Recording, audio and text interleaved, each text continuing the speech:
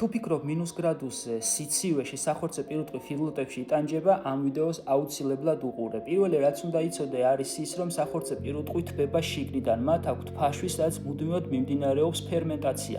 ფაშვი ტემპერატურა საშუალოდ 38-დან 39 გრადუსამდეა და ამ პროცესის დროს წარმოქმნილი სითბო ორგანიზმს მუდმივად ათბობს. ამასთანავე გარედან პირუტყვს ზამთარში აქვს სქელი ბალანი, რომელიც ჰაერის ფენას აკავებს და სიცივის შეღწევას ამცირებს. ამიტომ ფიდლოტებზე მნიშვნელოვანი არის მაღალი ცოცხალი წონა, ასევე ერთგვაროვნება, საჭიროების შემთხვევაში უხეში მასის წყაროს გამოყენება, მაგალითად ნამჯის, რათა სიმშრალე იყოს შენარჩუნებული. მაგალითად ამერიკის შეერთებულ შტატებში წლიურად დაახლოებით 25 მილიონი სახორცე პირუტყვი სუქდება.